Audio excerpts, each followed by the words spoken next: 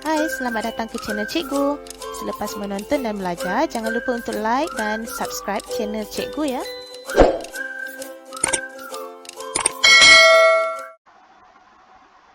Assalamualaikum warahmatullahi wabarakatuh. Okey, hari ini kita berjumpa lagi dalam video kali ini di mana kita akan belajar bab 6 iaitu persamaan linear. Iaitu dalam video ni kita fokuskan kepada beberapa perkara iaitu yang pertama kita akan belajar mengenal persamaan linear dalam satu pemboleh ubah. Kemudian kita belajar cara untuk membentuk persamaan linear berdasarkan situasi. Dan yang ketiga, kita belajar cara untuk menyelesaikan masalah berkaitan dengan persamaan linear. Okey, so kita kenali dulu apakah itu persamaan linear.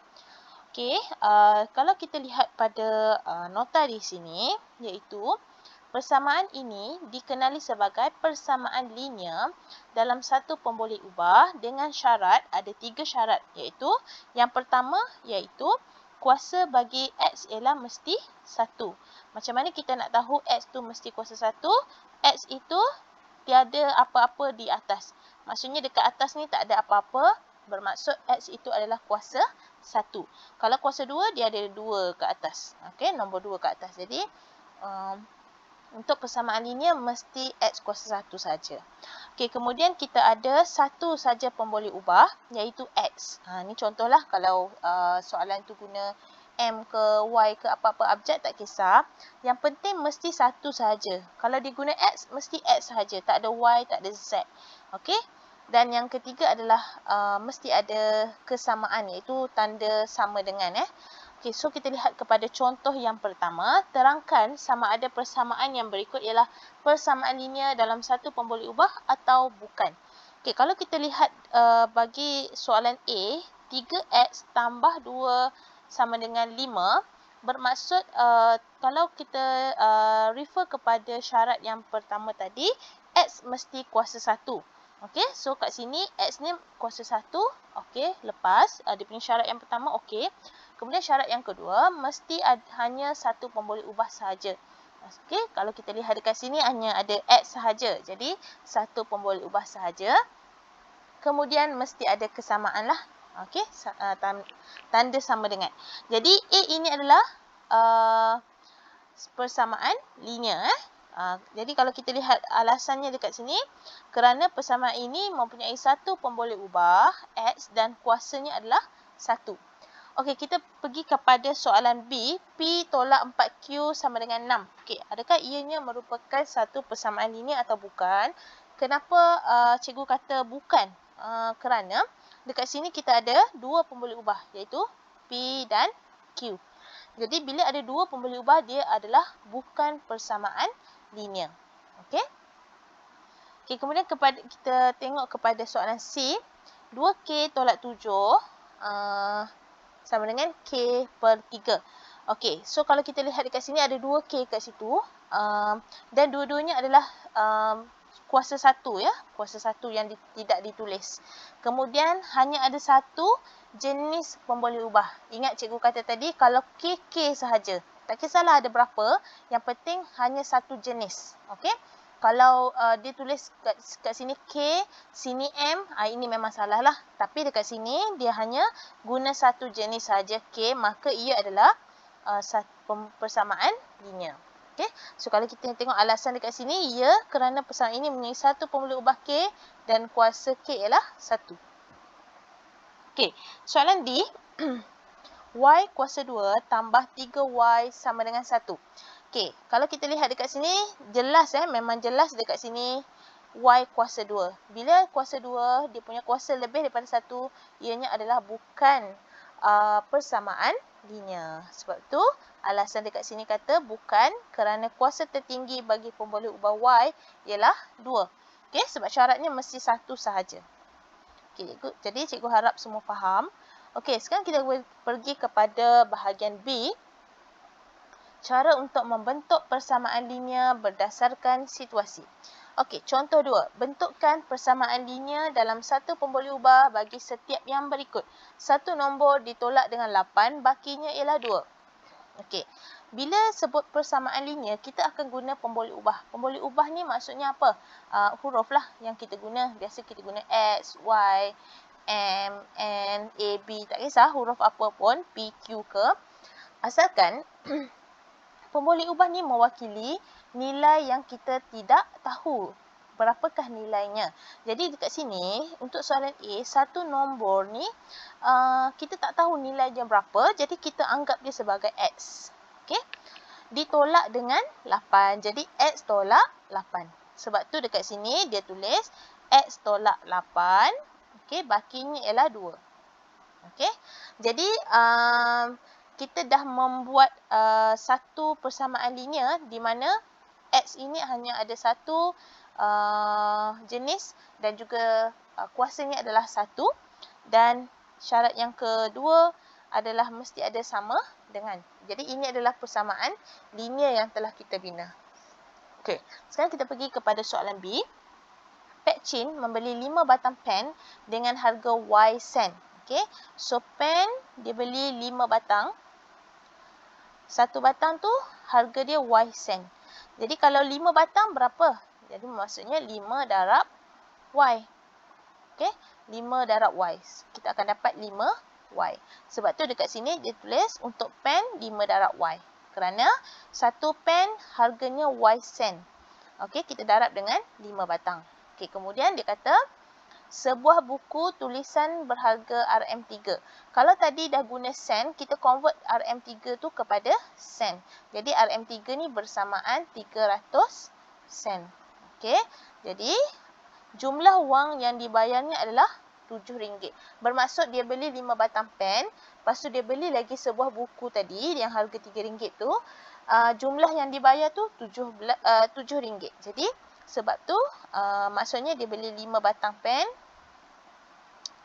campur dengan buku, satu buku. So sini pen tadi kita dah buat 5Y tambah dengan buku.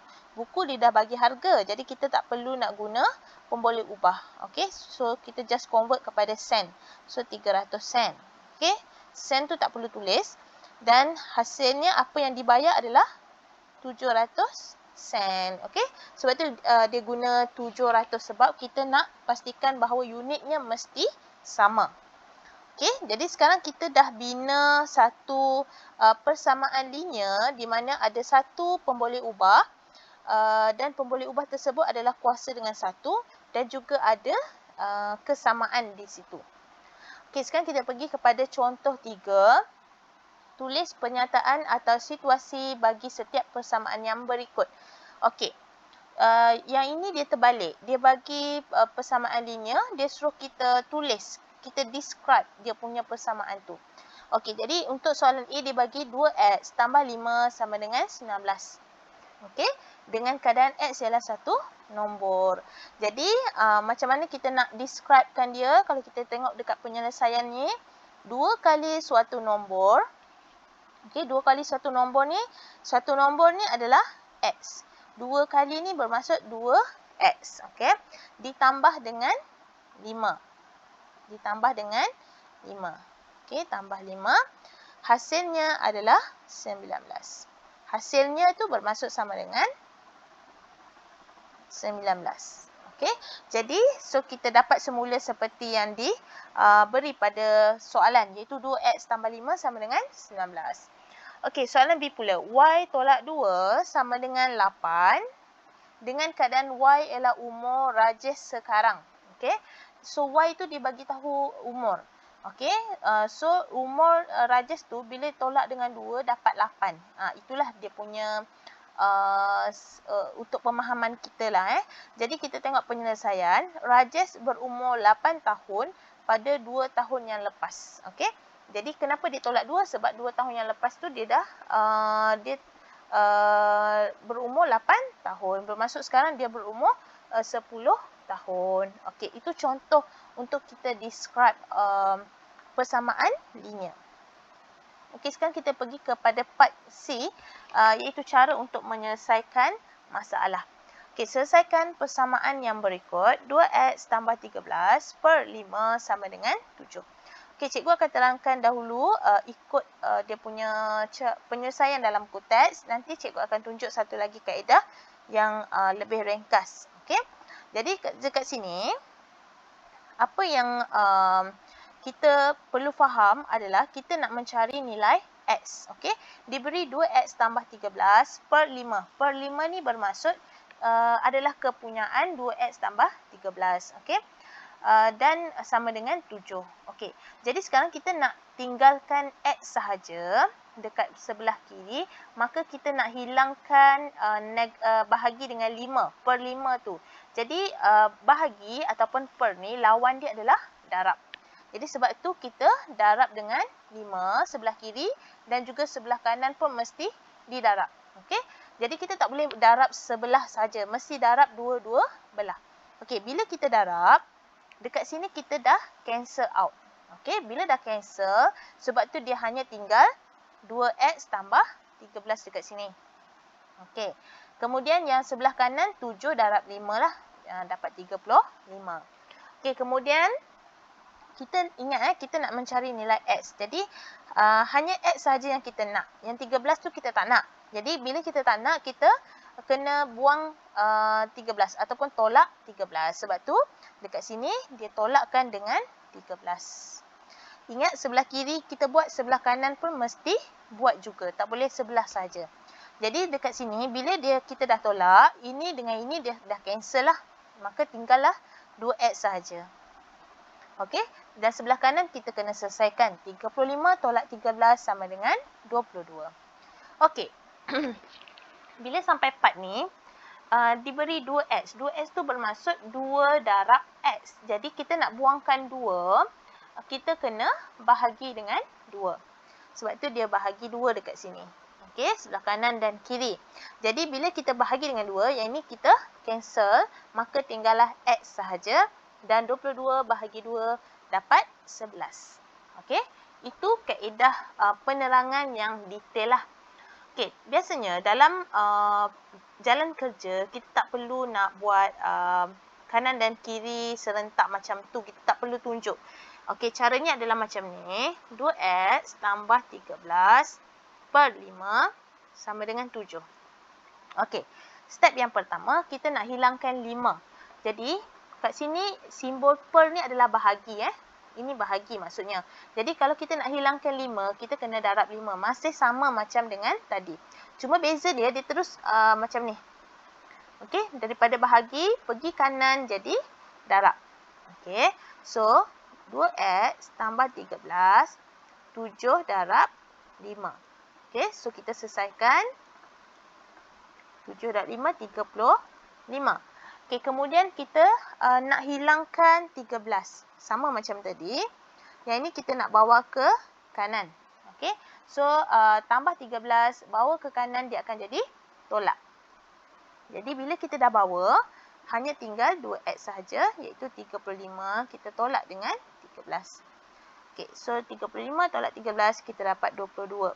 Okey, yang ini pula sama macam tadi. Disebabkan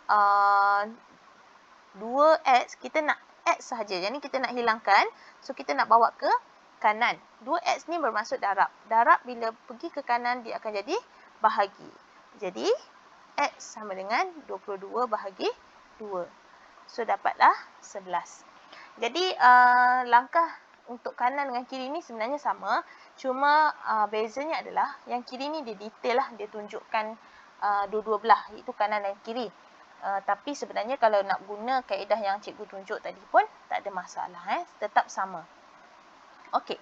Sekarang kita pergi kepada soalan yang kedua. Dia beri 5X tolak 4 sama dengan X tambah 16. Okey. So, dekat sini kita ada kurungan. Kurungan ni bermaksud 5 tu perlu didarab dengan X dan juga perlu didarab dengan negatif 4. Okey. Sebab itu ada anak panah yang berwarna pink tu.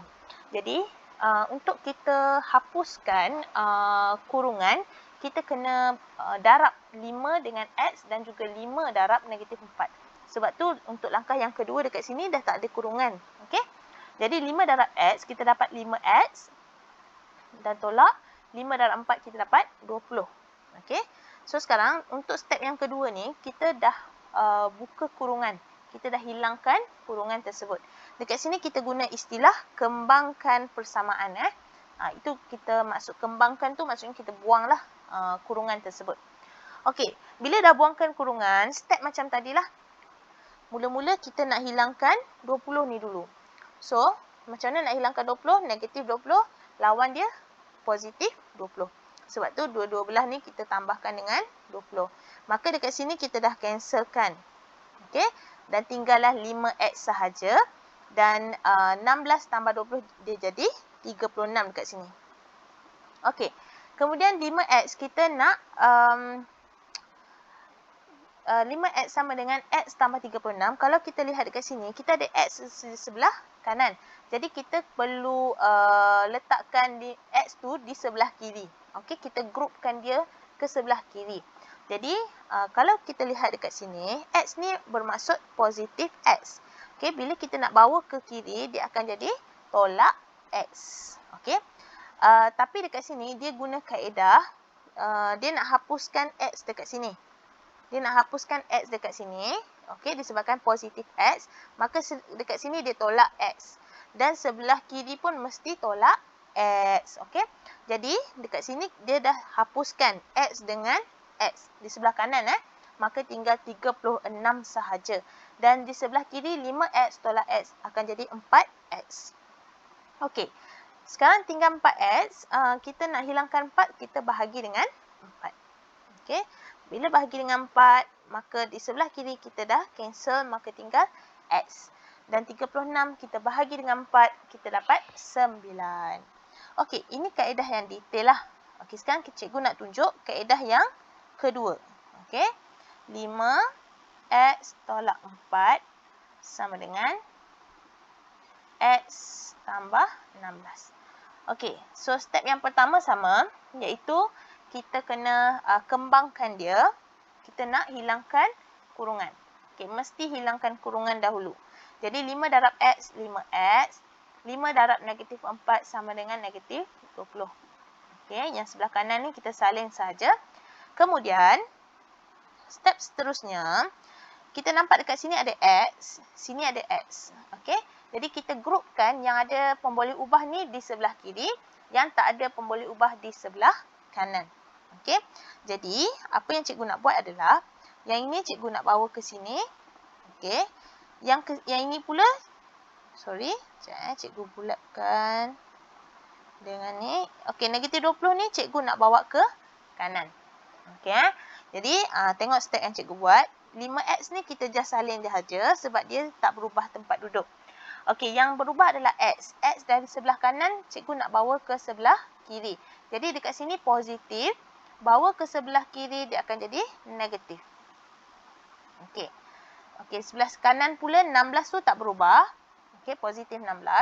Okey, negatif 20 di sebelah kiri, kita nak bawa ke kanan, dia akan jadi positif. Okey, negatif akan jadi positif. Okey, itu kaedah dia. Okey, 5x tolak x kita selesaikan seperti biasa, 4x. 16 tambah 20, kita akan dapat 36. Maka, kita nak hilangkan 4. Okey, 4 ni kita tak nak. Kita nak bawa ke kanan, maka darab akan jadi bahagi. Jadi, dekat sini, x 36 bahagi dengan 4. So, jawapan dia adalah 9. Okey, so terpulanglah pada murid-murid nak guna kaedah yang mana, tetapi cikgu cadangkan guna kaedah yang lebih pantas. Okey, iaitu kaedah yang cikgu tunjukkan supaya jimat masa untuk menjawab. Okey, soalan seterusnya. Selepas 10 tahun, umur Jalil akan menjadi 3 kali umurnya sekarang. Berapakah umur Jalil? Okey, ini soalan kebat sikitlah. Selepas 10 tahun, umur Jalil akan menjadi 3 kali umurnya sekarang. Jadi, katakan, okay, kita tengok strateginya. First kali kita kena faham masalah. Ini cara untuk menyelesaikan masalah. Fahamkan masalah, iaitu selepas 10 tahun, umur Jalil adalah 3 kali umurnya sekarang. Okay? Tapi umurnya tu kita tak tahu berapa, jadi kita anggap X lah. Okay? Jadi kita nak merancang strategi. Katakan umur Jalil sekarang adalah X. Okay, kita guna X. X ni adalah pemboleh ubah yang mewakili nilai yang kita tidak ketahui. Selepas 10 tahun, umur Jalil 3 kali umur sekarang. Jadi, umur sekarang X, maka 3 dia darab dengan X. Okey. So, 3X ni adalah selepas 10 tahun. Okey. Persamaan linear dalam satu pemboleh ubah yang dibentuk adalah iaitu umur sekarang tambah lagi 10 tahun. Jawapan dia adalah 3 kali ganda umur sekarang. Sebab tu dia wujudkan jadi X tambah 10 sama dengan 3X. Okey. X tu adalah umur sekarang. Kita tambahkan dengan 10 tahun lagi. Dan selepas 10 tahun, umurnya adalah 3 kali ganda daripada umur sekarang. Jadi 3X. Okey. Jadi soalan dia nak berapakah umur Jalil. Jadi kita selesaikan masalah tersebut. Okey, iaitu kita gunalah kaedah tadi. Okey, di mana cikgu kata apa? Yang X dengan X. Yang tak ada di sebelah kanan. Jadi cikgu nak grupkan dia X. Okey, 3X cikgu nak bawa ke kiri. Positif dia jadi negatif 3X sama dengan 10 cikgu nak bawa ke kanan. Okey, positif 10 bawa ke kanan dia akan jadi negatif 10. Okey. X tolak 3X akan jadi negatif 2X sama dengan negatif 10. Sekarang kita tak nak kita tak nak negatif 2. Maka kita kena bahagikan dengan negatif 2. Sini pun boleh bahagi negatif 2. Jadi kita dah cancel out. Maka tinggal X sama dengan negatif 10 bahagi negatif 2. Jawapan dia adalah 5. Iaitu negatif bahagi dengan negatif. Dia akan jadi positif. So, sebenarnya umur Jalil sebenarnya adalah 5 tahun. Okey, sekarang. Maka, ini adalah umur sekarang. Berapa umur 10 tahun nanti? Jadi, kita masukkan sahaja 5 tu ke dalam X. Okey, so kita dah buat tadi. So, kita masukkan 5 tambah 10. 3 darab dengan 5. So, 15. Kat sini pun 15.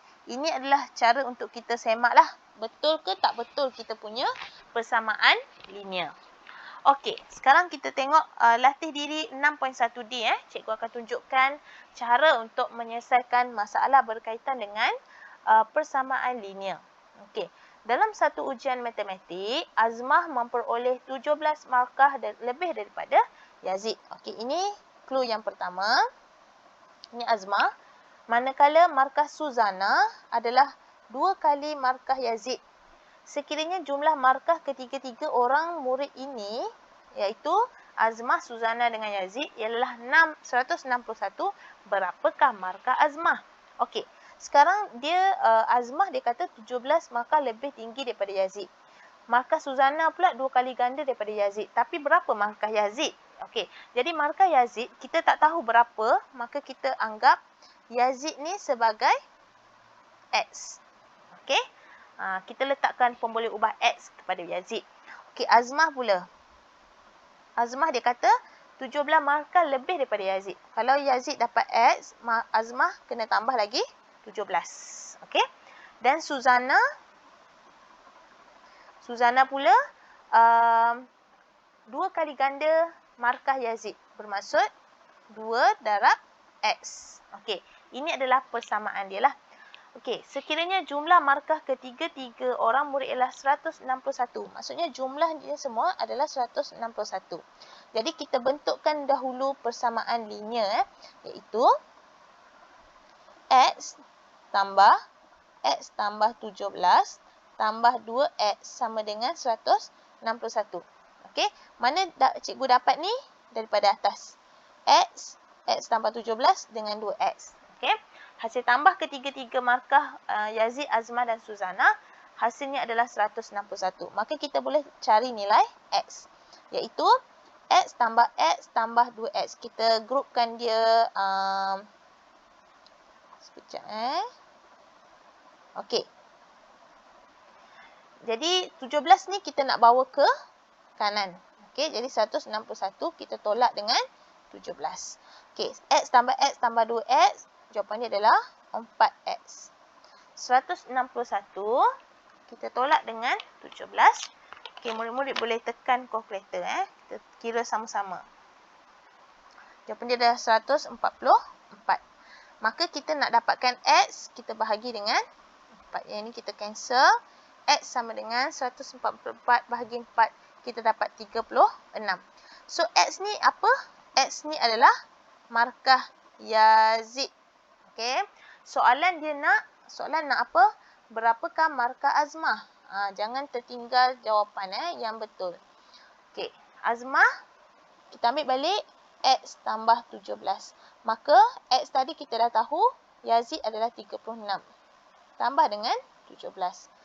Okey, tambah dengan 17. Maka kita dapat 53. So, ini adalah jawapan akhir yang perlu kita tunjukkan dalam penyelesaian masalah. Okey, cikgu harap semua faham. Okey, kita tengok kepada soalan 2. Raja di sebelah menunjukkan sebuah segi empat tepat.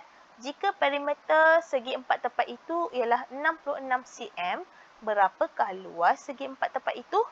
Okey, sekarang cikgu lukis mula gambarnya supaya lebih jelas. Dekat atas dia bagi 2X tambah 1. Dan di sebelah sisi sebelah kanan adalah X tambah 5. Okey, clue yang diberi adalah perimeter 66 cm. Okey. Diberi clue perimeter adalah 66 cm. Jadi perimeter adalah ukur lilik segi empat tersebut. Okey, bermaksud dekat sini kalau atas 2X tambah 1, dekat bawah pun mesti 2X tambah 1. Okey. Sebelah kanan pula X tambah 5, sebelah sini pun X tambah 5. Jadi kita kena tambahkan ke empat-empat ni baru dapat 66 cm. Jadi kita just buat sahaja, iaitu 2X tambah 1 tambah 2X tambah 1 tambah X tambah 5 tambah X tambah 5 sama dengan 66. Okey, sekarang kita kira berapakah ada X yang ada, iaitu 2, 4, 5, 6. So, ada 6X. Okey, ada 6X. Okey, kemudian tambah. Yang ini 1 tambah 1, 2. Tambah 5. Tambah lagi 5. So, 12. 12 sama dengan 66. Okey, kemudian yang ini kita tak nak. Yang ini kita nak hantar ke kanan. Jadi, yang tinggal hanyalah 6X sahaja, iaitu 6X sama dengan 66 tolak 12. So, 6X, okey, 66 tolak 12 berapa? Jawapan dia adalah 54. So, kita nak dapatkan X, kita bahagi dengan 6. So, ni cancel. Sorry. X sama dengan 54 bahagi dengan 6. Kita akan dapat 9 cm. Jadi, X tu adalah 9 cm. Okey, belum dapat jawapan lagi. Bermaksud, dia punya sisi ni, kalau 2X tambah 1, kita masukkanlah 2X tambah 1 ni, kita masukkan 9 dalam X. Okey, bermaksud 9 darab 2, 18. 18 tambah 1, 19. Okey, masukkan nilai X yang kita cari 9 tadi ke dalam X. Kemudian, yang sebelah sini, X tambah 5.